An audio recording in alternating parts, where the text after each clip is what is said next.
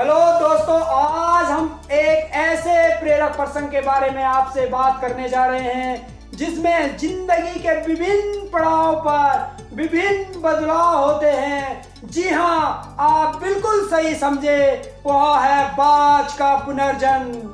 दोस्तों, जैसा कि आप सभी जानते हैं कि आकाश की अनंत ऊंचाइयों में उड़ान भरने वाला एक बाज अपनी जिंदगी के 70 वर्ष जीता है, लेकिन उसको अपनी जिंदगी के 40वें वर्ष में एक बहुत ही इम्पोर्टेंट फैसला लेना पड़ता है, क्योंकि उसके जो चोंच, उसके पंजे, उसके पंख उसका साथ देना बंद कर देते हैं। यानी कि उसकी जो चोंच होती है वो बहुत ही टेढ़ी हो जाती है, बहुत ही नुकीले और ढीले पड़ जाते हैं। उसके जो पंख होते हैं वो उसके शरीर को जकड़े रखते हैं, जिससे कि उसे उड़ान भरने में और अपना शिकार करने में बहुत सी परेशानियों का सामना करना पड़ता है। तो दोस्तों, वह इतने में नहीं था जिससे उसे बहुत बड़ा नुकसान होता है। नंबर 1 भोजन ढूंढने में, नंबर 2 भोजन पकड़ने में, और नंबर 3 भोजन खाने में। और तीनों प्रक्रियाएं अपनी धार खोने लगती हैं। तो दोस्तों, उसके पास केवल 3 विकल्प बचते हैं। 1, वह अपनी देह त्याग दे। नंबर 2, वह गिद्ध की भांति त्याज्य भोजन पर डिपेंड हो जाए। और नंबर 3, फिर अपने आप को पुनर्स्थापित करे। तो दोस्तों, आपकी क्या राय है आकाश के निर्द्वंद एकाधिपति के रूप में, जहां दो विकल्प बहुत ही सरल और त्वरित हैं, और अंत में जो विकल्प बचता है वह बहुत ही लंबा और पीड़ादायक होता है।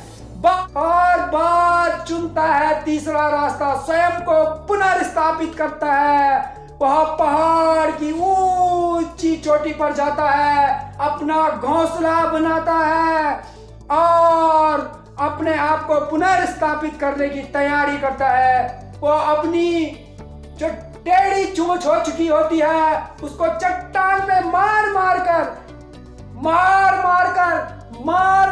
तोड़ देता है। तो दोस्तों, आप समझ सकते हैं कि चोंच का तोड़ना पहाड़ पर टकरा कर कितना पीड़ादायक हो सकता है, लेकिन बाज रुकता नहीं। वह अपनी चोंच को तोड़ता है और इंतजार करता है अपनी एक नई चोंच आने का। फिर भी बाज इतने में नहीं रुकता है। वह अपने पंजों को जो पंजे उसके बहुत ही नुकीले और ढीले पड़ चुके हैं, उनको भी वह चट्टान पे मार मार कर तोड़ देता है। और फिर इंतजार करता है अपने नए चोंच और नए पंजों का, और बहुत ही पीड़ादायक, बहुत ही कष्टदायक अपने आप को सहन करता है, बहुत ही पीड़ा और कष्ट सहन करता है, और इंतजार करता है अपनी नई चोंच और नए पंजों का। आखिरकार जब उसकी नई चोंच और नए पंजे निकल आते हैं, वह इतने पर ही नहीं रुकता। वह अपनी चोंच और पंजों से अपने पंख नोच लेता है, नोच कर निकाल देता है, और फिर इंतजार करता है अपने नए पंख आने का। और पंखों की पुनः आने की 150 दिन की पीड़ा और प्रतीक्षा के बाद वह अपने जीवन के 30 साल और जीता है, और अपनी पुरानी ऊर्जा, सम्मान और गरिमा के साथ जीता है। आकाश की उन ऊंचाइयों में फिर अपने आप को पाता है।